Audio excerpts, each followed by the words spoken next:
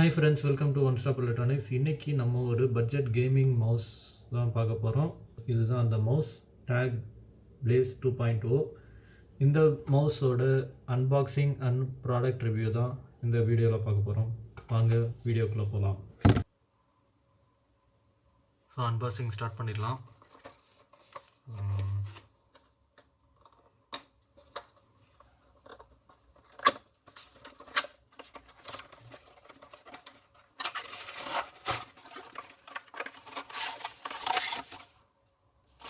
Okay, நம்மள்கிட்ட mouse இருக்குது, plus ஒரு மேனுவல் ஒன்று கொடுத்துருக்காங்க.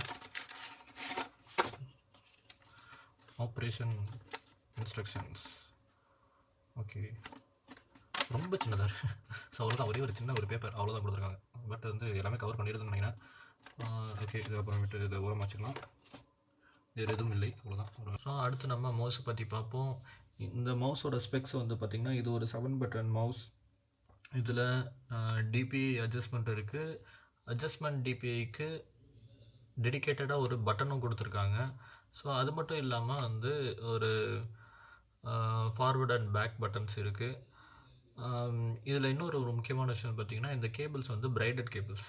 ஓகேங்களா? ஸோ வரிசையாக ஒன்று ஒன்றா என்னென்ன அப்படின்னு பார்ப்போம். 7 பட்டன் மவுஸ் நமக்கு வந்து யூஸ்வலாக தெரியும். நார்மல் மவுஸில் 3 பட்டன்ஸ் அப்படின்றது யூஸ் பண்ணியிருப்போம், வந்து லெஃப்ட்டு, ரைட்டு அண்டு வந்து ஸ்க்ரோல். ஸோ இதில் வந்து எக்ஸ்ட்ரா என்னென்ன பட்டன்ஸ் அப்படின்னு பார்த்தீங்கன்னா வந்து இந்த ஸ்க்ரோல் ஆக்சுவலாக வந்து நம்ம லாக் பண்ணிக்கலாம். ஸோ அது மாதிரி வந்து கொடுத்துருக்காங்க. அதுக்கப்புறம் பார்த்திங்கன்னா, இப்போ நான் ஃபஸ்ட்டே சொன்ன மாதிரி டிபிஐ அட்ஜஸ்ட் பண்ணிக்கலாம். டிபிஐயோட ரேஞ்ச் வந்து பார்த்திங்கன்னா 800, 1200, 2400 அண்டு 3200 டிபிஐ. ஸோ இதுக்கு டெடிக்கேட்டடாக பட்டன்ஸ் கொடுத்துருக்கிறது என்னை பொறுத்த வரைக்கும் வந்து ஒரு பெஸ்ட்டான விஷயம் அப்படின்னு தான் நான் சொல்லுவேன். ஏன் அப்படின்னு பார்த்தீங்கன்னா, நிறைய மவுசஸில் வந்து டிபிஐ ரேஞ்சஸ் இருக்கும், பட் ஆனால் டெடிக்கேட்டடாக பட்டன் இருக்காது. நம்ம உள்ளே போய்ட்டு ஒவ்வொரு வாட்டியும் சேஞ்ச் பண்ணுற மாதிரி இருக்கும். எனக்கு வந்து அது கம்ஃபர்டபுளாக இருக்காது. பர்சனலாக வந்து எனக்கு வந்து அதில் வந்து கம்ஃபர்டபுளாக வந்து நான் ஃபீல் பண்ணதில்லை எப்போயுமே. ஸோ அதுக்கப்புறம் பார்த்திங்கன்னா, forward and back buttons. So இது நான் ஃபஸ்ட் எடுத்தோன்னா நான் ஃபீல் பண்ணுற ஒரு விஷயம்னு பார்த்திங்கன்னா வந்து, மவுஸ் ஓரளவுக்கு வெயிட்டாக இருக்குது. நான் எப்பயுமே வந்து வெயிட்டான மவுஸ் தான் வந்து ப்ரிஃபர் பண்ணுவேன்.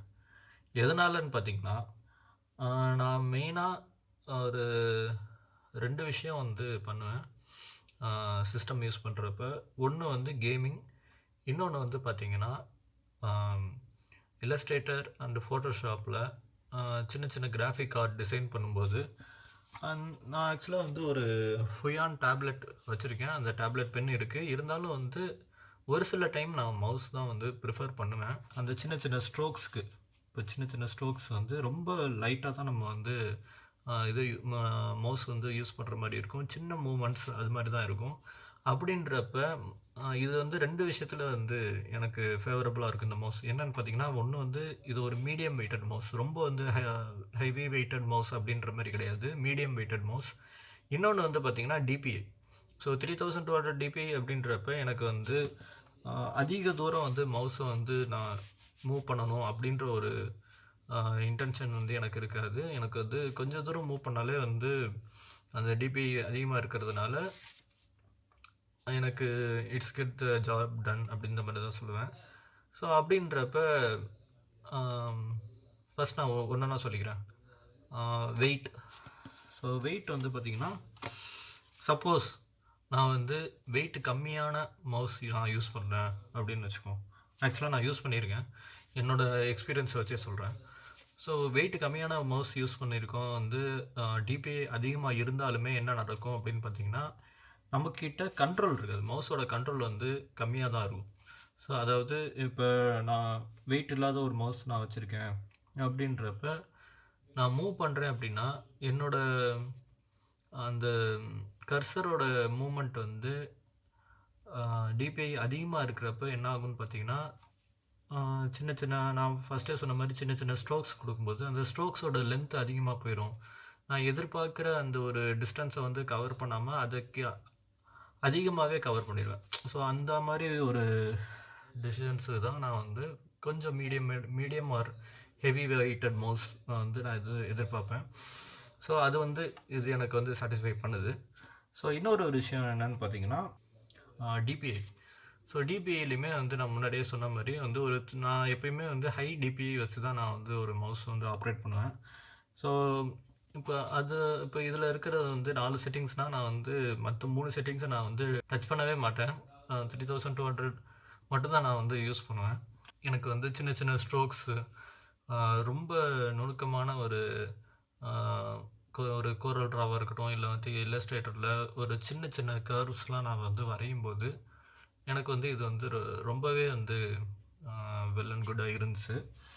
ஸோ ஓகே, அடுத்த விஷயம் என்னென்னு பார்த்தீங்கன்னா, இதில் வந்து பிரைடட் கேபிள்ஸ் இருக்குது. இது வந்து ஒரு பெரிய ப்ளஸ் அப்படின்னு தான் நான் சொல்லுவேன். எதனாலன்னு பார்த்தீங்கன்னா, நமக்கு மவுஸோட கேபிளாக இருக்கட்டும், இல்லாட்டி நம்மளோட நார்மல் சார்ஜிங் கேபிளாக இருக்கட்டும், எல்லாத்துலேயுமே வந்து இருக்கிற மிகப்பெரிய மைனஸ் என்னன்னு பார்த்தீங்கன்னா, இந்த கனெக்ட் ஆகியிருக்கிற இடத்துல எய்தர் இந்த மவுஸ் ஆர் இல்லாட்டி நம்ம யூஎஸ்பிஏ இந்த கனெக்டிவிட்டி இடத்துல இருக்கட்டும், நமக்கு வந்து இந்த 2 இடமுமே வந்து ரொம்ப வீக்கான பாயிண்ட்ஸ். நமக்கு ஈஸியாக வந்து இந்த ஜாயிண்ட் ஆகிற இடம் வந்து ரொம்ப நஞ்சு போயிட்டு நமக்கு வந்து கட் ஆகிற இடம் வந்து இருந்தது. ஸோ பிரைடட் கேபிள்ஸ் அப்படின்றப்ப வந்து இது வந்து ஒரு பெரிய ப்ளஸ் அப்படி தான் நான் சொல்லுவேன். ஸோ இதில் நான் முக்கியமாக நான் சொல்ல வேண்டிய விஷயம் இன்னொன்று என்னென்னு பார்த்தீங்கன்னா, இந்த ஆர்ஜிபி லைட்டிங் வந்து நல்லாவே வந்து சட்டிலாக இருக்குது. அந்த RGB lighting full and full வந்து அந்த எட்ஜ் டு எட்ஜ், அதாவது லெஃப்ட் எட்ஜ்லேருந்து ரைட் எட்ஜ் வரைக்கும் ஃபுல்லாக கவர் ஆகுறதுலேருந்து மவுஸ் ஸ்க்ரோல் வீலில் இதாகிறது, நமக்கு வந்து ஐடென்டிஃபை பண்ணுறது, அப்புறம் அந்த டேக் கேமர் அப்படின்ற ஒரு அந்த லோகோ நல்லா இது பண்ணுறதுலேருந்து எல்லாமே எனக்கு வந்து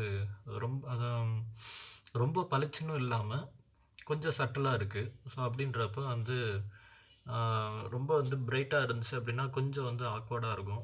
ஸோ அப்படி இல்லாமல் கரெக்டான ஒரு பிரைட்னஸ் அப்படின்னு சொல்லலாம். ஹாய் ஃப்ரெண்ட்ஸ், இந்த வீடியோ உங்களுக்கு பிடிச்சிருந்துச்சு அப்படின்னா லைக் பண்ணுங்கள், ஷேர் பண்ணுங்கள், கமெண்ட் பண்ணுங்கள். அடுத்து ஏதாச்சும் ஒரு ப்ராடக்டோட ரிவ்யூ நீங்கள் பார்க்கணுன்னு ஆசைப்பட்டீங்கன்னா அந்த ப்ராடக்டோட நேமை எனக்கு வந்து கமெண்ட் பாக்ஸில் கமெண்ட் பண்ணுங்கள். நான் கண்டிப்பாக ட்ரை பண்ணி உங்களுக்கு அடுத்த வீடியோ சீக்கிரமாகவே போஸ்ட் பண்ணுறேன். ஸோ இதே மாதிரி நிறையா மொபைல் அசசரிஸாக இருக்கட்டும், இல்லை ஒரு கம்ப்யூட்டர் அசசரிஸாக இருக்கட்டும், நீங்கள் ஒரு ரிவ்யூ பார்க்கணுன்னு ஆசைப்பட்டீங்கன்னா என்னோடய சேனலுக்கு கேமர்ஸ் அட் இன்ஸ்டா இந்த சேனலுக்கு சப்ஸ்கிரைப் பண்ணுங்கள். நம்ம சேனலில் more product reviews and game play reviews வருது. நீங்கள் மறக்காமல் சப்ஸ்கிரைப் பண்ணிடுங்க. நெக்ஸ்ட் வீடியோவில் உங்கள் பார்க்குறேன். நான் உங்கள் one stop electronics gamer Senthilraj. Bye. Thank you for supporting me.